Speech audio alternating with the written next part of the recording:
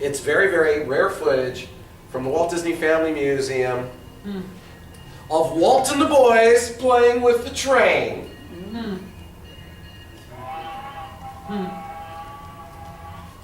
This is the day of the grand opening. They're all having a lot of fun.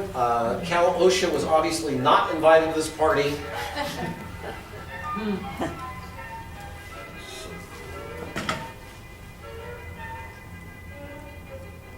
This is when we all get to learn that Walt was a pretty grabby kind of guy. And even today, if you go to Disneyland, you can't sit on the tender car. If you ask the people at the Main Street station, you can go in, and that's a great way of riding the train. This is Fred Gurley, who was the president of the Santa Fe Railroad at the time. Just a bunch of boys with the train.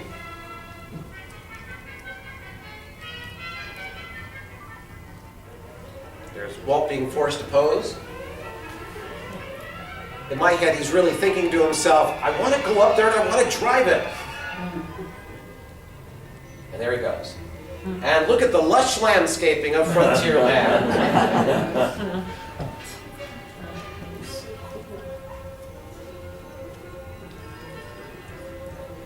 I think that that's a guy probably having his happy moment right now.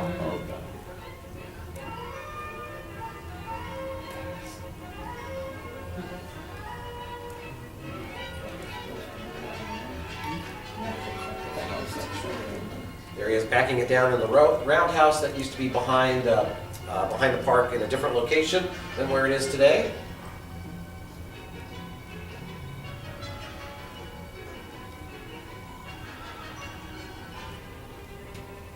Looking forward to the day those kind of ties come back in style. Yeah, there we go. Look at that, it's proud Papa with his toy. He loves it. Nice toy. Cost $50,000. Each of these trains were custom built. It cost $50,000 each. When Ward Kimball heard how much the locomotives cost, he took Walt and he said, "You're absolutely crazy. Why don't you just buy some old trains?" And that's why every other train that's in the park was not custom built. They were actually purchased specifically for the park, and they had former lives as banana trains and stuff like that. Yes, today they don't really let people stand on top of the tender car while the train's in motion.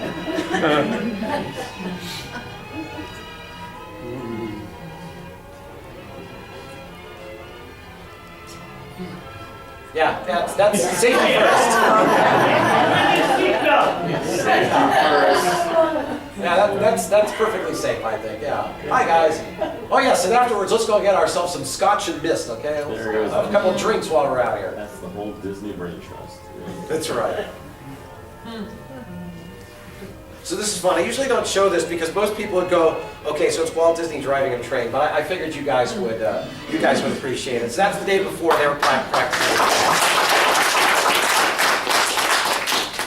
So I love that. I mean, it is the reason why Walt built the park. Quite honestly, he built it because that, and he wanted his wife to keep coming to it. In fact, I had been learning, I talk about this in the book as well too, that is ultimately one of Walt's main missions with Disneyland, was his trying to get his wife interested in his hobbies. You know, she's like, okay, fine with the train, just don't get in my way of my roses. And, you know, and with the park, it was the same sort of thing. It's like, Walt, why don't you go to your own park? So he kept coming up with things that would try to get her to go to the park. She loved Pendleton fabrics. He convinced Pendleton not only to open a display, but to open a store. So you could buy bolts of Pendleton fabric, so she would buy her bolts of Pendleton fabric at the park. She loved New Orleans. She loved antique shopping. So he bought her New Orleans, and he brought it to Disneyland, and he cleaned it up for her, and then he gave her an antique shop called the One-of-a-Kind Shop. And as much as he would do all this, that still didn't necessarily get Lillian to go, okay, Walt, I'm ready to go drive down to Anaheim. So then he started doing something that I learned from the grandkids recently, and that's that, you know, she was a good grandmother. Granny was good. That's what they said. Granny was good. So what Walt was starting to do is every weekend he was trying to get the grandkids in a parade. Because of course grandmother has to come see the grandkid in a parade. How could she say no to that? So if you ever see a lot of old drawings or photos and stuff, you'll see a lot of the Disney grandchildren in parades specifically to get Lillian down to the park. It was the only thing that really worked pretty consistently. And with that being said, let's go back to the first thrill ride I think almost all of us have ever ridden, Yes, Dumbo. And there were 3 different Dumbos at Disneyland. You're looking at Dumbo number 2 with its 10 Dumbos. I'm sure almost all of us have a photo that looks something like this. You know, we're sitting in Dumbo, we're having a good time, sort of having a good time, waving to our parents and stuff. But you know, Dumbo was a lot different when the park opened. Dumbo really did have wings. Here's a picture of the very first version of Dumbo. And what I want you to notice is right up here and right here, you see these little lines? Those were hinges. Those were hinges because Dumbo used to really fly. You see, Dumbo was a mechanical elephant whose ears used to flap for the first couple of years as you were going around, and his ears would flap. And the other thing that was different was there was no hole cut out on the side. So if you wanted to get in as an adult, you had to crawl up and go over and get in. If you had a kid, you just toss the kid in there, and it would work. That's how the original Dumbos were, but there was a problem. As neat of an idea as these mechanical ears were, the mechanical ears did not work very well. In fact, they broke most often. And they made a horrendous grinding noise. And a lot of the Disney attractions had problems. For the first year, the Mad Tea Party was closed 2 hours a day so they could re-weld it back together every morning. Because it would crack with the strain each day, then they weld it back the next day until they finally figured it out. As Bob Gurr told me for the Utopia cars, they had 2 budgets. There was the budget to deliver it to the park, and then the park's budget was there to actually get them to run. And they used to do that all the time. They used to deliver stuff they knew wasn't going to work because they figured that we'll have the park pay for it instead of Imagineering or WED pay for it. So this photo took me a long time to find. But I wanted to prove the case that these things, when they broke, it was not fun. Look at this poor little girl. She's going, oh my God, his ears are making such a horrible noise. I gotta get off of this thing. So that was Dumbo really could fly. Sadly, Dumbo doesn't do that anymore. Now he just sort of spins around. Okay, we're going to test you now. Let's see how many can get this right. I have been shocked at how poorly all the Disneyana groups I've spoken from have done this. So let's see if Florida can make up for a lot of the Southern California ones. It's the Guess the Height game. So let's start with the obvious and easy one. I would like to think this is the easy one, Sleeping Beauty Castle. Boy, think about it, Walt designs the major icon of the park on a movie that didn't even come out until 4 years later. I mean, boy, is that confidence or what, that he based his park around a movie that wasn't even out, wasn't even close to being done yet. Who could guess how tall the Sleeping Beauty Castle is?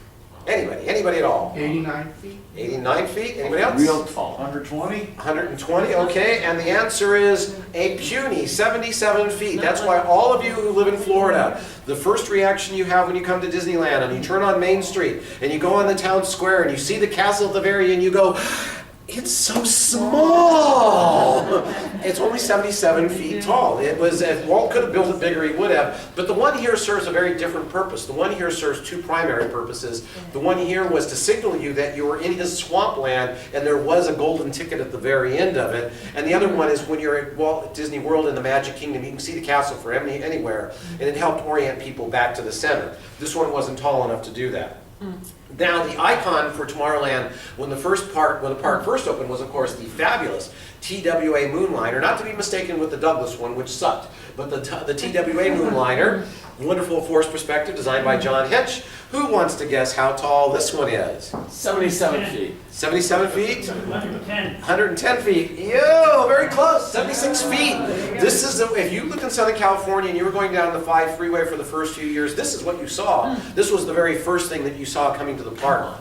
It was remarkable. In fact, they were so precious about this that when they decided to dismantle this for the 67 Tomorrowland, they had it certified that it was cut up and somebody didn't take it to their backyard. It also used to make a horrendous noise too. It was made out of aluminum, Kaiser aluminum, and during the day it would expand and it would make these really crunchy sound noises, and at night it would contract and make the same hideous noises. So it had its own little built-in sound effects. The next one is the world's famous Matterhorn. Who wants to guess how tall this one? This is the one usually people get. Any? How much? 52 feet? 77 feet. 77. Okay, we're not going to point to anymore. We get it. All right. No, this was 1/10. It's a 1/100 scale model of the mountain. The mountain's 14,700 feet. The model itself is this. The model is a model. Is 147 feet. This is a weird case of where Walt's interest and curiosity and also very big pragmatism comes in, and I'll explain that in a few minutes. The other icon, which sadly does not exist at Disneyland anymore because they screwed it up by putting it in the wrong place, was the Astro Orbiter, where you appropriately have it where it's supposed to be, which is up high. Anybody want to try to take a guess of this? All right, 77 feet. Yeah, right. Okay. This one was 85 feet, and you flew at a 60-foot elevation level. Today, the Astro Orbiter has been moved to the front of Tomorrowland. It's in a hole, and you actually fly lower than you do in Dumbo. You get greater height on Dumbo than you do in the Astro Orbiter. So, for my purposes, please put it back. If you ever see me at the Magic Kingdom at Rope Drop, everybody's running to Space Mountain or Big Thunder Mountain Railroad or one of these things. I'm running to the Astro Orbiter so I can ride it where it's supposed to be, up in space. And then this is the trick question, Space Mountain. Anybody want to take a guess? No, it's not 77 feet. 110. This is that's good, that's very close. 110, but it's 118 feet. And this is a trick question because it's really 148 feet. Because it was so big, they didn't want it to dominate the castle, so they shrunk it down to the ground 30 feet. That's why when you go on the ride, you go up and you keep going down. You're actually going down below the ground to board the train itself. And that's that. And then this one was a real surprise to me. When I learned the height of this one, which was the hoodoo that you do at Big Thunder Mountain Railroad, you have Monument Mountain here. Over at Disneyland, you have Bryce Canyon.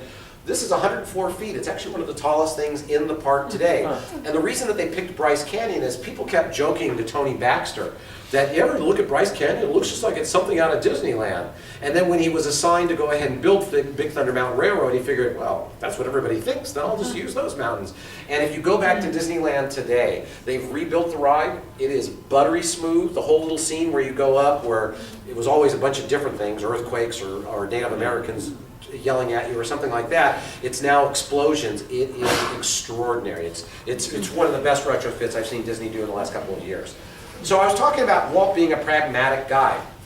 In fact, when you learn about a lot of Disneyland stuff is that he did things for a real reason. It wasn't just for show business. So the park opens. They dig out the moat in front of the castle. They pile the dirt next to it. That becomes Holiday Hill. Holiday Hill really had no purpose at the time other than to be the dirt pile. It was a kind of a break area for some people. The Mickey Mouse Club Circus used to go up there and make out all the time. That's what they told me. That's what Bobby told me. They used to neck up on the hill there. Perhaps you should explain the Bobby that you're referring to Bobby and the Burgess. relationship you have. Yeah, it was my brother-in-law. And he explained to me that that was sort of the make-out hill for the Mouseketeers. And then a couple of them planted some marijuana plants. And since the rest of the park people didn't know what those were, it's where kind of the musicians sort of were able to hang out and smoke a little bit. I'm not telling you anything. So that was Holiday Hill.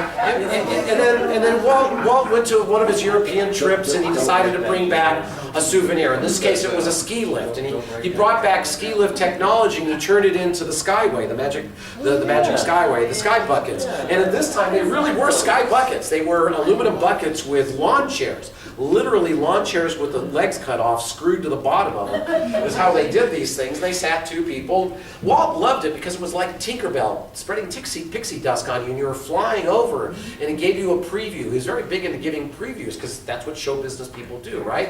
The only problem was that the tower that they placed on Holiday Hill was really quite ugly, especially if you were looking at the castle, and it was right next to the castle. So he kept thinking, I want to cover this up, I want to hide this. So in 1958, he's in Zermatt, Switzerland. He's watching filming of Third Man on the Mountain. How many of you seen Third Man on the Mountain? Oh, yeah. You know, if you haven't seen it, rent it, buy it, or whatever, it is, I think, one of the best Disney live-action films that's never been seen. It really is an extraordinary piece of filmmaking that holds up very well today. So Walt fell in love with the mountain. He fell in love with the mountain, where he would sit there for hours just staring at it. He wrote Harriet Burns, his model maker over at WED, 2 postcards of the Matterhorn and wrote on the back side, "Build this." So she took the 2 postcards, she took an Encyclopedia Britannica, and she created the first model of what would become the Matterhorn. And then the other guys ended up trying to create some sort of a thrill ride that would fit inside of the Matterhorn. And the idea behind this wasn't to create a thrill ride, because Walt really didn't care about having a thrill ride. Walt wanted to hide the tower, and that is the primary reason why Matterhorn exists today, is to cover up the tower. Very practical solution. He also got a thrill park ride out of it, and you know, it's become an icon, and it's the only Matterhorn that exists in any of the parks. And it's a fun thing to have. So that's that. Now, one thing that Walt really did not like is he did not like hiring people who worked at amusement parks to work for his park, because he thought that they didn't have the right attitude. But there was one guy in particular named George Whitney he really, really adored. And what George Whitney did, he owned Playland up in the San Francisco area. And George and Walt seemed to have gotten along really quite well. He wasn't that kind of carny atmosphere. And George was good for the park because there were some sort of practical applications that he was able to bring to it. So here's a great drawing from Harper Goff of the Jungle Cruise boat, okay? Now you gotta hand it to the guys who fabricated the stuff off of these drawings. Here's two photos of the early Jungle Cruise. I mean, the boats look just like that drawing, don't they? A little, African Queenish, a little cleaned up and stuff, but they look just like it. But George was watching, and these were rides where you made money by turning people over, because every ticket that you could get meant you made a little bit more money. So the more you can load people faster, you tried to do that. And George was sitting there one day and he's like going, this isn't working. We're taking too long to load these boats. We got to come up with something. So he had a brainstorm. And he decided he'd just do something about it, because that was the time when if you just had a great idea, you just did it. So he took out a guy he took out one guy who did sewing, he did another welder, and overnight they went to each of the Jungle Cruise boats and they did this. They cut a hole out the back. And they welded it. And if you look at old photos, you can even see where the welds are, because the panels are flat as opposed to round like the original bars. And they cut out overnight all these second holes so that they could load people and unload people a lot faster. And that's how they are today. So this is one of the times when George Whitney really added something to it. And so that was great. And then another thing that was a real big surprise to me is, why? So, okay, the Matterhorn is there to hide the tower. Why is New Orleans Square there? Okay, it's for Lillian. All right, I got that part of it. But there's got to be more to that, and sure enough there was. And this one really took a little bit of digging to find out. And I've been able to verify it, and it's all verified in the book. Disneyland, 1961. You'll see down here the Disneyland Hotel Tower, the largest occupied tower in Orange County at the time of its construction. When property is getting expensive, people want to build up, right? They want to build tall. Jack Rather wanted to do that with the Disneyland Hotel. And I'll get more into this because this was a real controversy for Walt back in the day. Jack Rather wanted to build a tower. Walt said, no, you can't build a tower because I don't want people to see a hotel tower from inside the park. We've got to do something. If you want to build a tower, we've got to figure out a way of hiding it. We've got to make sure that nobody can see it. So they floated balloons at what they thought would be the height of the tower. And then they took measurements from the Mark Twain dock, one of the very few things at Disneyland today that's still in the same exact place at the same elevation. And the goal was to make it so that you could not see the hotel tower from the Mark Twain dock. So what they did is they realized the 14-foot berm that was around that part of the park was going to be too short. So instead, Walt figured, okay, I wanted this New Orleans thing for my wife. Those are taller buildings. There's a couple of holes we've built. There's a hole for the walkthrough of the Haunted Mansion and a hole for the walkthrough of the Pirates of the Caribbean. Let's build New Orleans Square taller.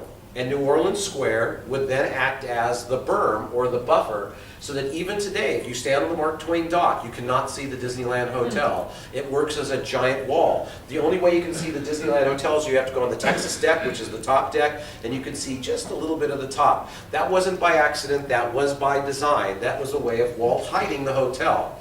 Now that was good for Walt, but I'll get into a little bit of where heights really sort of freaked him out a little bit and even got him politically active. But that's coming up shortly, because I want to talk a little bit about landscape.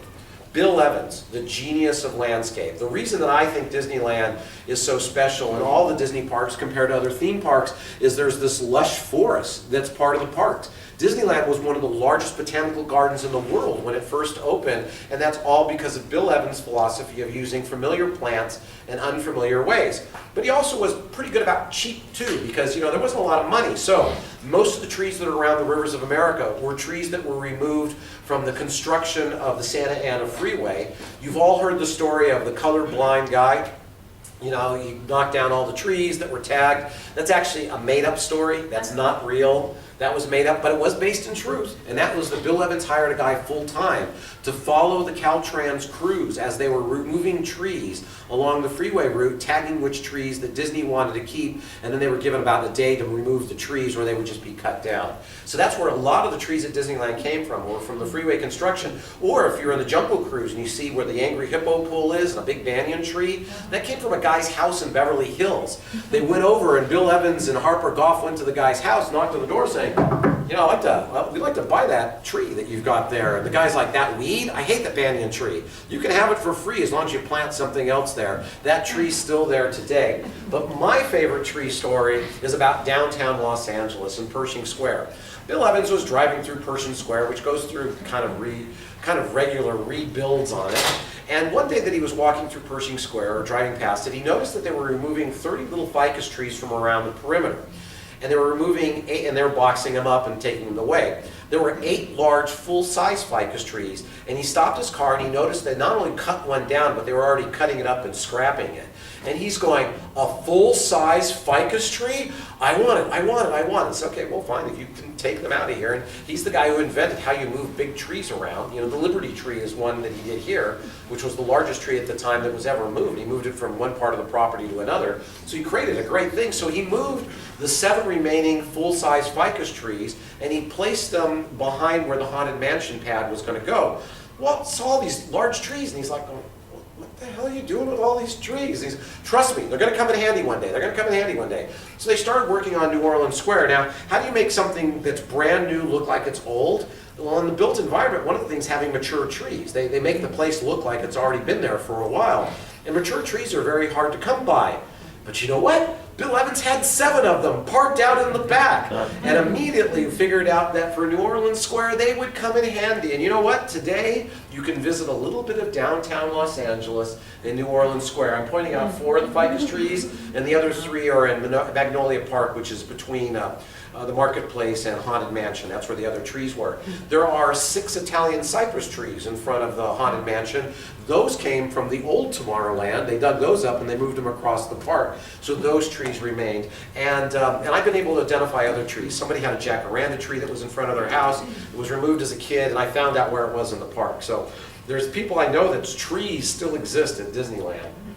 So that's it. Size does matter. I was telling you that Walt was really getting frustrated with the growth around the park, and he was really frustrated with one particular proposal. Now, when property values go way up, and property values around Disneyland were going way up, what you do, you have to build taller.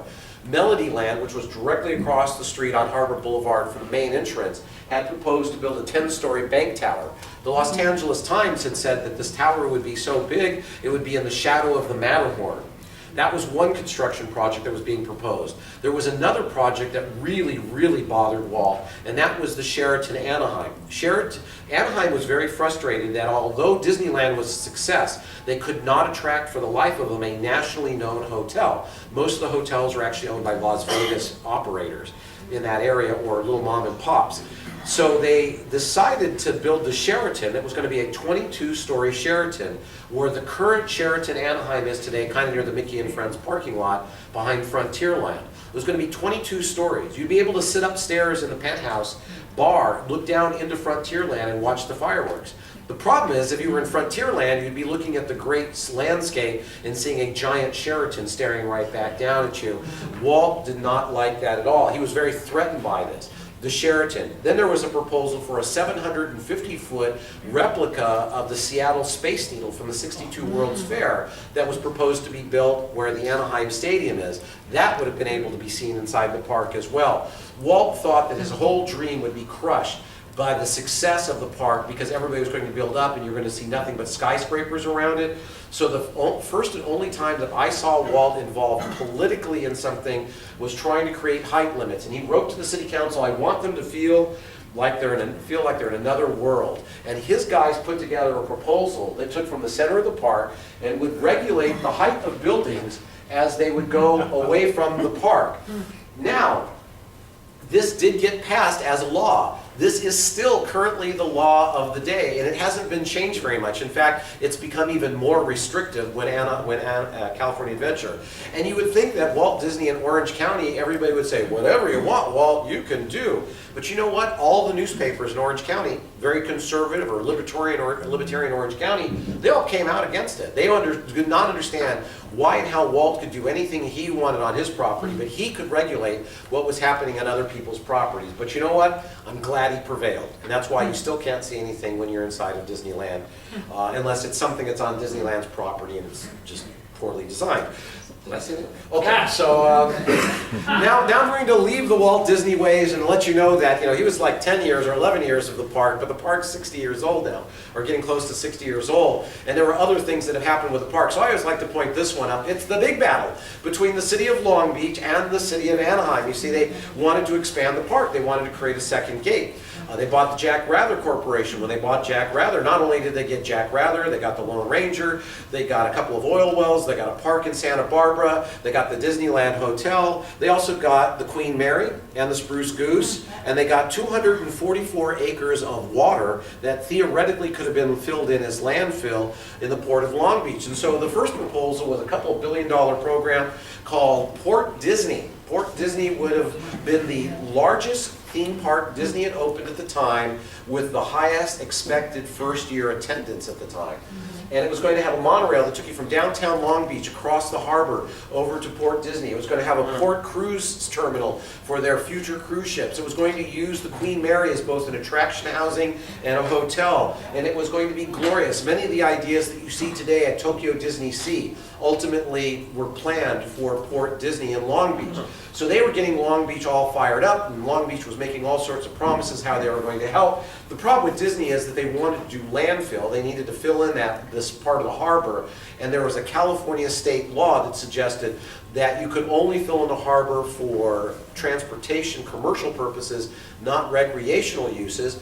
And the very, very powerful Coastal Commission in California came out initially against the project, but with a little bit of money and a little bit of lobbying, Disney actually had the law changed so that Disney could have built the landfill if they really wanted to.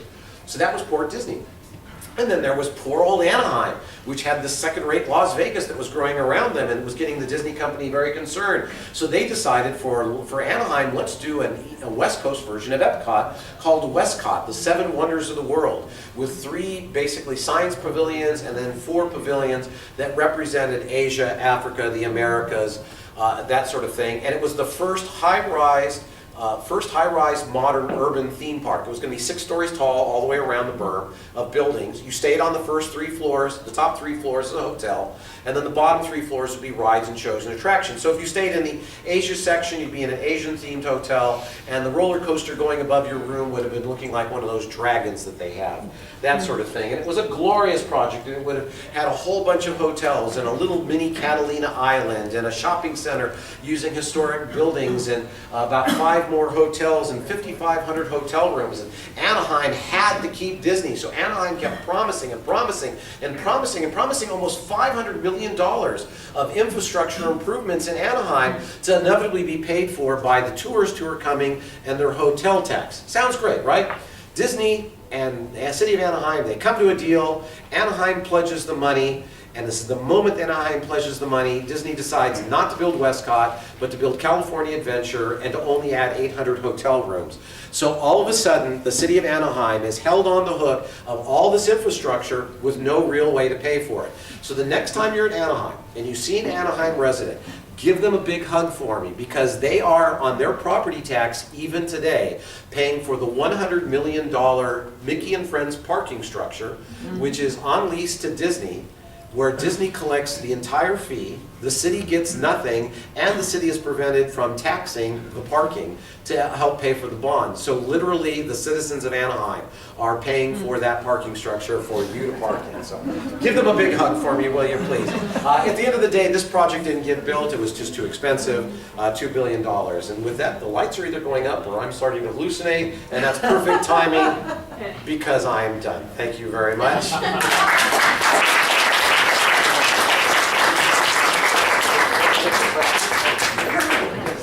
Are there any questions?